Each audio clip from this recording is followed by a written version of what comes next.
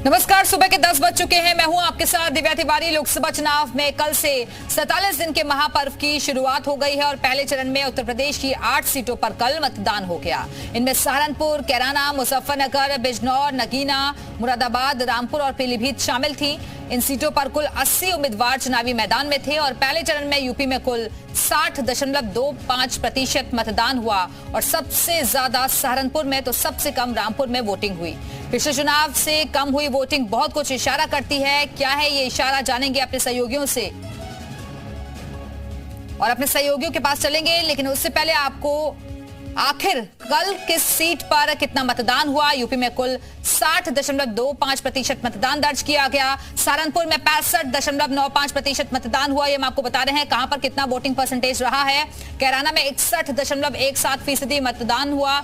मुजफ्फरनगर में 59.29% वोटिंग दर्ज की गई। बिजनौर में 58.21% मतदान हुआ। नगीना में 59.54% मतदान हुआ। मुरादाबाद में 60.60% वोटिंग हुई। रामपुर में 54.77% मतदान हुआ। पीलीभीत में 61.91% वोटिंग हुई। तो आपको बता दें कि 8 सीटों पर चुनाव हो चुका है। पहला चरण समाप्त हो गया है, लेकिन पिछली बार के मुकाबले इस बार की चुनाव में वोटिंग हुई है। कुल मिलाकर 60.25% मतदान दर्ज किया गया और कहां पर कितना वोटिंग परसेंटेज रहा है वो भी हम आपको बता रहे हैं। वहीं उत्तराखंड में सभी 5 सीटों पर कुल 54.18% वोटिंग हुई। नैनीताल में 59.99% वोटिंग हुई। टिहरी में 51.74% मतदान हुआ। जबकि अल्मोड़ा की अगर हम बात करें तो अल्मोड़ा में 45.17% वोटिंग हुई। हरिद्वार में करीब 59.12% मतदान दर्ज किया गया। तो हरिद्वार की सीट पर कितना मतदान हुआ है वो आपको बता रहे हैं। नैनीताल में, टिहरी में 5 सीटों के लिए वोटिंग समाप्त हो चुकी है। एक ही चरण था और एक ही चरण में 5 सीटों के लिए चुनाव संपन्न हो गया है और प्रत्याशियों की किस्मत अब ईवीएम में कैद हो गई है। 4 जून को एक साथ नतीजे आएंगे। देखिए, जो 5 बजे तक का जो आंकड़ा प्राप्त हुआ है एनकोर जो सॉफ्टवेयर होता है उसके माध्यम से, गत लोकसभा निर्वाचन में 5 बजे तक 58।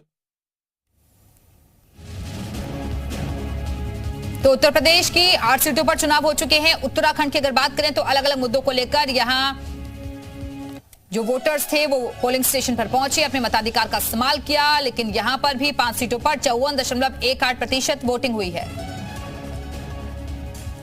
तो 2019 में कितना फीसदी मतदान हुआ था वो आपको बता रहे हैं और 2024 यानी कि इस बार कहां पर कितना वोटिंग परसेंटेज रहा है।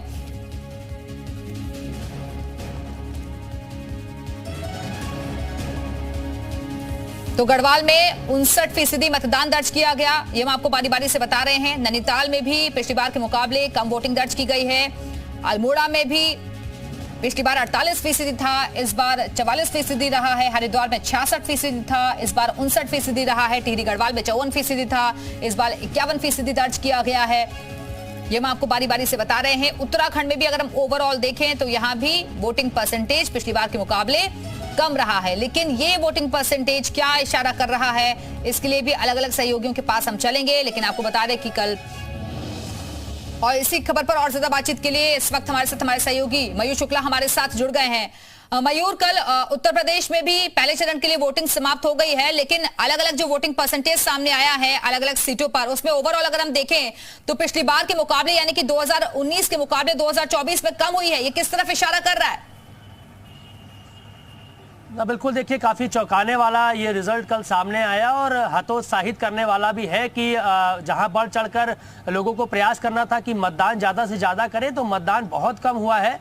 अगर ओवरऑल 8 सीट की हम बात करें तो हर जगह पर 5 से 10% तक मतदान कम हुआ है। यानी कि जहां पिछले साल 65 से 70% के बीच हुआ था, वहां इस बार 55 से 60% के बीच हुआ और इसके अलग अलग फैक्टर्स भी है। सबसे बड़ा जो फैक्टर है वो है गर्मी। कल उत्तर प्रदेश में अभी तक का सबसे गर्म दिन था। सुबह 40 से 42 डिग्री टेम्परेचर अलग अलग क्षेत्रों में कल रहा, जिसकी वजह से सुबह तो लोग जो है घरों से निकले, लेकिन बीच के दौरान जब गर्मी बहुत ज्यादा बढ़ गई, तमाम जगह पर अव्यवस्था भी थी पोलिंग बूथ पर, जिसकी वजह से लोग निराश होकर अपने घरों को चले गए। और शाम को जो शहरी क्षेत्र के लोग हैं उन्होंने वोट किया, लेकिन वो आंकड़ा नहीं छू पाए जो 2019 में था। दूसरी सबसे बड़ा फैक्टर ये रहा, ईवीएम कई जगह पर शुरुआत में ही खराब हो गई, यानी 7 बजे जैसे ही मतदान शुरू हुआ, 7 से 10 बजे के बीच में जब सीईओ ने प्रेस कॉन्फ्रेंस की तो उन्होंने बताया कि कई जगह पर ईवीएम्स खराब हुई हैं, आधे घंटे के अंदर उनको बदला गया है। लेकिन आधा घंटा बहुत ज्यादा महत्वपूर्ण हो जाता है। अगर कोई व्यक्ति लगातार लाइन में लगा हुआ है धूप में और आधे घंटे तक उसको वेट करना पड़े तो वो वापस अपने घरों को चले जाते हैं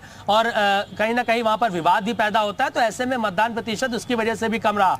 कई ऐसे गांव, कई ऐसे क्षेत्र है जहां पर पूरे गांव ने इस बार वोटिंग का बहिष्कार किया, इस वजह से कि पिछले 5 सालों में उनके यहाँ कोई काम नहीं हुआ, विकास नहीं हुआ, उनके यहाँ की रोडें अच्छी नहीं है, तो पूरे गांव ने मतदान का बहिष्कार किया। हालांकि जिला प्रशासन और पुलिस के समझाने के बाद वो लोग घरों से निकले, लेकिन जिस तरीके से पिछली बार उत्साह से लोग घरों से निकले थे वो इस बार देखने को नहीं मिला है। तो कई सारे फैक्टर्स है। अभी पहला चरण है, गर्मी इतनी ज्यादा प्रभावी है जिस वजह से वोटिंग प्रतिशत कम हुआ है। आने वाले जो चरण है इसमें देखना होगा क्या होगा, क्योंकि गर्मी अभी बहुत ज्यादा बढ़ने वाली है और जो दावे किए जा रहे थे, जो व्यवस्थाएं की जा रही थी, उसमें शहरी क्षेत्र में तो ठीक है जहां पर अधिकारी पहुंचते हैं, व्यवस्थाओं का जायजा लेते हैं। सहारनपुर में सबसे ज्यादा वोटिंग हुई इन 8 सीटों में से और सबसे कम रामपुर में, इसकी वजह क्या नजर आती है? हाँ बिल्कुल, देखिए साफ तौर पे रामपुर में जिस तरीके से आजम खान और समाजवादी पार्टी अखिलेश यादव को लेकर जो आपस में मतभेद चल रहा था, जो चीजें थी, तो कहीं ना कहीं अंदर ही अंदर भीतर घात करने की भी कोशिश की जा रही है। लेकिन अगर वोटिंग प्रतिशत जब कम हुआ है, ये इतिहास गवाह रहा है, तब तक भारतीय जनता पार्टी को नुकसान का सामना करना पड़ा है, क्योंकि जो बहुजन समाज पार्टी के कोर वोटर्स हैं, जो समाजवादी पार्टी के MY फैक्टर वाले कोर वोटर्स हैं, वो अपने घरों से जरूर निकलते हैं, वोट डालने जरूर पहुंचते हैं। लेकिन जो भारतीय जनता पार्टी के वोटर्स हैं, वो कहीं ना कहीं जो अपर कास्ट के वोटर्स हैं या फिर जातीय और क्षेत्रीय समीकरण की अगर हम बात करें तो वो लोग थोड़ा सा झिझकते हैं, वो मौसम को देखते हैं, वो परिस्थितियों को देखते हैं। ठीक है मयूर, आप बने रहेगा, वापस आएंगे आपके पास। मुजफ्फरनगर चलते हैं, अंकित मित्तल भी हमारे साथ जुड़ गए हैं। अंकित, अगर हम यहाँ का वोटिंग परसेंटेज देखें तो 59.29% यहाँ पर रहा है, जो कि पिछली बार के मुकाबले इस बार का वोटिंग परसेंटेज कम है। क्या वजह इसके पीछे आपको नजर आती है? जी बिल्कुल, मैं आपको बता दूं, जिस तरीके से 2019 में बम्पर वोट पड़े थे और 68 पॉइंट कुछ वोट परसेंटेज रहा था, तो इस बार लगभग 10% वोट परसेंटेज कम रहा है। इसके पीछे कहीं ना कहीं जो पार्टी के लोग हैं, जो बीजेपी के लोग हैं, उनका वोट न करना, और जिस तरीके से जो अन्य पार्टियों का कोर वोटर कहा जाता है, जो बीएसपी का कोर वोटर है, वो लगातार जो मतदाता के तौर पे लाइन में लगा रहा, जो सपा का कोर वोटर है वो लाइन में लगा रहा, लेकिन जो बीजेपी का कोर वोटर है वो कहीं ना कहीं मतदाता लाइन से अलग दिखाई दिया और अपने घर में बैठा दिखाई दिया। कहीं जब सुबह वोटिंग शुरुआत हुई तो 12%, 9 बजे तक जो मतदान हुआ तो लोगों को लग रहा था 65 से 70% वोटिंग होगी, लेकिन जिस तरीके से दिन बढ़ता गया इसी तरीके से लगातार वोट परसेंटेज कम होता गया। जब 1:30 बजे के बाद लगभग 1:30 से 3 बजे के बीच में जब 45% वोटिंग हुई तो जो जिला प्रशासन है उसने भी थोड़ा राहत की सांस ली, लेकिन जो जिला प्रशासन है उसकी भी लगातार धड़कनें बढ़ रही थी कि क्या कारण है कि इसके पीछे जो लगातार वोट परसेंटेज पिछले चुनाव के मुकाबले कम होता जा रहा है। इसके पीछे कहीं ना कहीं मानेंगे कि जो बीजेपी के जो प्रत्याशी हैं उनके जो मुखालफत या फिर कहें सरगना विधानसभा से जो वोट परसेंटेज कम आया, जो बीजेपी का कोर वोटर माना जाता था, वो कहीं ना कहीं बीजेपी से पिछड़ता नजर आया। जी ठीक है अंकित, आप बने रहेगा, वापस आते हैं। और शामली से श्रवण हमारे साथ जुड़े हुए हैं। श्रवण, अगर कैनाडा में हम वोटिंग परसेंटेज देखें तो 61.17% मतदान यहां पर हुआ है। क्या वजह इसकी निकलकर सामने आई? क्योंकि शुरुआत में तो हमने देखा कि बड़ी संख्या में वोटर्स पहुंचे, लेकिन शाम होते होते फिर हमने देखा कि जो लोग थे उनमें कमी नजर आई। क्या वजह इसके पीछे नजर आती है? क्योंकि तैयारियां तो बहुत ज्यादा की गई लेकिन वैसा माहौल दिखा नहीं। बिल्कुल, मैं आपको बता दूं कि जिस तरीके से कैराना लोकसभा की बात की जाए तो पिछली बार 6.75 के करीब परसेंटेज रही मतदान की जो 2019 में हुआ था, और अब की बार जो 2024 में हुआ वो 61.65 के करीब है। जो इस तरीके से आप देख सकते हैं कि जो फिगर सामने आई है उसमें करीब 4% की कमी आई है। लेकिन देखने वाली बात है कि जिस तरीके से जिला निर्वाचन आयोग और पुलिस प्रशासन के द्वारा कड़े इंतजाम किए गए थे, सुरक्षा के बंदोबस्त किए गए थे और प्रचार प्रसार भी किया गया था कि ज्यादा से ज्यादा मतदान कराया जाए, लेकिन जिस तरीके से सुबह लोग घर से निकल कर आए थे, उन लोगों में काफी उत्साह देखने को मिल रहा था। बुजुर्ग और जो पहली बार युवा वोट डाला था उसमें काफी अच्छा खासा जोश देखने को मिला। लेकिन जिस तरीके से 11 बजे और 11 बजने के बाद जो रिजल्ट सामने आया, वो बाद में फिर 5 बजे करीब उसके बीच में गर्मी का तापमान और एक तरीके से मौसम खराब होना हमारे यहाँ पर, उसका भी प्रभाव देखने को मिल रहा है। ठीक है श्रवणा, बनी रहेगा। मयूर के पास एक बार फिर से चलते हैं। मयूर,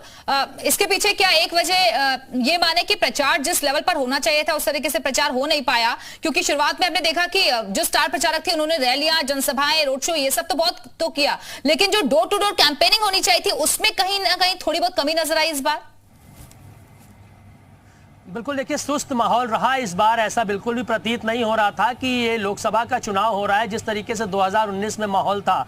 इसके पीछे तमाम सारे फैक्टर जरूर हो सकते हैं, लेकिन चुनाव आयोग की तरफ से जो पहल की गई कि ज्यादा से ज्यादा लोग वोट डाले, घरों से निकले, उसमें भी थोड़ी इस बार कमी कहीं ना कहीं देखने को मिली। हालांकि अगर एनडीए गठबंधन या बीजेपी की बात करें, वो तो 24/7 काम करने वाली पार्टी है। लगातार बैठकें चल रही थी, लगातार जनता के बीच से, और अपना जो रैलियां थी, जो संबोधन था वो जनता से कर रहे थे। लेकिन विपक्ष की अगर बात करें तो बहुत देर से घर से निकले, चाहे वो अखिलेश यादव हो या फिर राहुल गांधी, प्रियंका गांधी हो। तो ऐसे में असर इस बात का भी हो, और जो भीतर घात चल रहा है, जो लगातार प्रत्याशियों को बदलने का काम समाजवादी पार्टी कर रही है, जो लगातार नाराजगी झेलनी पड़ रही है कार्यकर्ताओं, नेताओं की, तो जो कहीं ना कहीं क्षेत्र के जो कद्दावर नेता समाजवादी पार्टी के रहे हैं लंबे समय से पार्टी में, उनका टिकट अगर काट दिया गया है तो अंदर ही अंदर कहीं ना कहीं उन्होंने बॉयकॉट भी किया है। ठीक है मयूर, वापस आते हैं। और भी हमारे सहयोगी हमारे साथ जुड़ चुके हैं। सैयद आमिर रामपुर से हमारे से जुड़ गए हैं। सैयद, रामपुर में भी वोटिंग परसेंटेज ओवरऑल इन 8 सीटों के मुकाबले सबसे कम रहा है। इसके पीछे क्या ये माने समाजवादी पार्टी की जो अंतर्कलह रही, टिकटों को लेकर जो खींचतान चली, वो एक वजह भी हो सकती है? देखिए, सबसे बड़ी बात अगर हम रामपुर शहर की बात करें तो यहाँ पे वोटिंग प्रतिशत सबसे कम रहा है, 44% के आसपास यहाँ पर जो है रहा है। उसकी मेन जो वजह ये भी एक देखी जा सकती है कि आजम खान का जो फैक्टर है, जो आजम खान सीतापुर जेल में थे, उन्होंने मौलाना मुहिबुल्लाह के एक तरह से बिल्कुल खिलाफ जो है हवा चलाने की कोशिश की, और उन्होंने अपने करीबियों से यहाँ तक कह दिया तो नोटा पे दबाना है या फिर जीशान जो बीएसपी के हैं उनको दबाना, मतलब समाजवादी पार्टी का जो ऑफिशियल कैंडिडेट है उनको आजम खान के करीबी लड़ाते हुए नजर नहीं आए। इस तरह की जो है सूचनाएं सामने आई हैं। लेकिन फिलहाल मत प्रतिशत एक ठीक ठाक मत प्रतिशत रहा। हालांकि पिछले जो लोकसभा चुनाव था उस जैसा उत्साह नहीं दिखाई दिया, उस जैसा वोटिंग प्रतिशत भी नहीं हो पाया। लेकिन जो गांवी क्षेत्र, ग्रामीण क्षेत्र में वोटिंग प्रतिशत 60% के आसपास रहा है। तो एक अच्छा जो है मत प्रतिशत ग्रामीण क्षेत्र का रहा है, लेकिन शहरी क्षेत्र का मत प्रतिशत कम होना जाहिर बात है चुनाव आयोग के लिए भी एक सोचने की बात है, और जो राजनीतिक दल है उनके लिए भी सोचने की बात है कि शहर में ऐसी क्या वजह रही कि सबसे कम प्रतिशत जो है शहरी क्षेत्र में हुआ। ठीक है सैयद आमिर, वापस लौटेंगे आपके पास। बिजनौर चलते हैं। राजवीर चौधरी भी हमारे से जुड़े हुए। राजवीर, बिजनौर में 58.21% यहाँ पर वोटिंग प्रतिशत दर्ज किया गया। जिस बात का जिक्र अभी सैयद आमिर भी कर रहे थे कि जो ग्रामीण वोटर्स थे उन्होंने तो बढ़ चढ़कर हिस्सा लिया, लेकिन शहरी वोटर्स इस बार थोड़े सुस्त नजर आए। बिल्कुल सही बात है ये। बिजनौर में जो बिजनौर लोकसभा में बिजनौर की बात की जाए तो 58.21% वोटिंग हुई है, और वहीं नगीना लोकसभा की अगर बात करें तो 59.54% वोटिंग हुई है। जो 2019 में यही बिजनौर लोकसभा में 65.30% हुआ था वोटिंग, लगभग इस बार 7% कम हुआ है बिजनौर लोकसभा में। वहीं नगीना की बात की जाए तो 4% इस बार कम हुआ है, क्योंकि पिछली बार 63.30% वहां पे हुआ था। तो इस वजह से जो वोट परसेंट घटा है, ग्रामीण इलाकों में तो सही वोटिंग की गई है, लेकिन जो शहरी कस्बे थे, नगर के क्षेत्र थे, वहां पर वोटरों ने निकलना गवारा नहीं समझा, अपने मता का प्रयोग करना गवारा नहीं समझा, जिसकी वजह से ये मत प्रतिशत घटा है। और इस मत प्रतिशत का घटने से बीजेपी को नुकसान है, क्योंकि जो गठबंधन, जो इंडिया गठबंधन का जो वोट बैंक है वो मुस्लिम है और अन्य जातियां हैं, तो वो उन्होंने बढ़ चढ़ के हिस्सा लिया है। मुस्लिम बिजनौर की बात करूं तो लगभग 70% मुस्लिमों ने वोटिंग की है। वहीं अगर हिंदू मतदाताओं की बात की जाए तो 40 से 45% का एवरेज निकल कर आएगा, जो बहुत कम है। तो इस वजह से यहाँ जो मत प्रतिशत है वो घटने से कहीं ना कहीं बीजेपी को नुकसान उठाना पड़ सकता है। लेकिन बिजनौर में जो आरएलडी के चंदन चौहान हैं, इनका जो मुकाबला है वो सीधे सपा के दीपक सैनी से बताया जा रहा है। चूंकि यहाँ पे जो सैनी बिरादरी का जो वोट है वो दीपक सैनी पे चला जाता है और जो मुस्लिम है वो भी काफी मात्रा में साइकिल पे जाता है। तो इस वजह से जो यहाँ पे जो मुकाबला है कड़ा मुकाबला है। और नगीना में की अगर बात की जाए तो मुसलमान साइकिल से उतरकर केतली पर चले गए। जो चंद्रशेखर आजाद की जो पार्टी है आजाद समाज पार्टी, वहां पर मुस्लिमों का रुझान एक तरफा दिखाई दिया है। बहुत कम मुस्लिमों के वोट कटे हैं। वहीं हाथी को छोड़ दिया है। जो बसपा का जो वोट बैंक है दलित, वो हाथी को से उतर गए हैं और वो भी चंद्रशेखर के साथ चले गए इस सीट पर। नगीना में बड़ा दिलचस्प मुकाबला है। जो ओम कुमार है बीजेपी के, वो अपने जो परंपरागत वोट है वो उसी पर बने हुए हैं। उसमें भी कहीं ना कहीं चंद्रशेखर ने सेंध लगाने की कोशिश जरूर की है, लेकिन यहाँ नगीना लोकसभा में तो कई सीटों पर दिलचस्प मुकाबला भी नजर आया। मयूर के पास एक बार फिर से चलते हैं। मयूर, क्योंकि अभी तो एक फेज ही पूरा हुआ है, अभी 6 चरण और बाकी है उत्तर प्रदेश में, और ऐसे में चुनाव आयोग को भी इसको और ज्यादा गंभीरता से लेना होगा, प्रयास करने होंगे, जहां पर जो कमियां रह गई हैं उनको दुरुस्त करना होगा, क्योंकि कई जगह से ईवीएम खराबी की खबरें भी सामने आई। इसके अलावा जो जागरूकता बढ़ाने की कोशिश करनी चाहिए उसे और तेजी के साथ लाना होगा। तब आने वाले वक्त में हम देखेंगे कि प्रचार भी बढ़ेगा, इसके अलावा जो वोटिंग परसेंटेज है उसमें भी इजाफा होगा। देखिए, वोटिंग परसेंटेज की अगर बात करें तो 10% वोटिंग परसेंटेज हर एक लोकसभा क्षेत्र में कम हुआ है। ये बहुत बड़ी बात हो जाती है। उत्तर प्रदेश जैसा सबसे बड़ा राज्य, 25 करोड़ के आसपास यहाँ की आबादी, तो आप अगर परसेंटेज निकालेंगे वोटर से हिसाब से तो बहुत लाखों की संख्या में लोगों ने वोट नहीं दिया है। और अगर हम मार्जिन की बात करें तो बहुत ज्यादा मार्जिन से पिछली बार हार जीत नहीं हुई थी। जैसे कि फॉर एग्जाम्पल मछली शहर से बसपा के जो प्रत्याशी हैं वो मात्र 182 वोट से हारे थे। इतना तो पार्षदी के चुनाव में भी नहीं हारते हैं। तो ऐसे में इस तरीके के जो क्लोज एनकाउंटर्स होते हैं वो 2% वोट बैंक होता है। जो 2% वोट बैंक अगर एनडीए के खाते में चला गया या फिर इंडिया के खाते में चला गया तो वो बहुत ज्यादा इफेक्ट डाल देता है। और यहां पर तो 10% की बात हो रही है। 10% में लाखों मतदाता है जो कि घरों से नहीं निकले, उन्होंने वोट नहीं डाला, और 2% में पूरा खेल हो जाता है। तो आप अंदाजा लगाइए जो मार्जिन होगा वो बहुत ज्यादा नहीं होगा। लोकसभा के चुनाव में 10 से 15 हजार वोट, 5,000 वोट का जो मार्जिन होता है बहुत ज्यादा नहीं माना जाता है। तो ऐसे में अगर ये 5 से 10 हजार वोट इधर से उधर ट्रांसफर होता है, 1% भी वोट इधर से उधर ट्रांसफर होता है, तो बहुत बड़ा नुकसान दोनों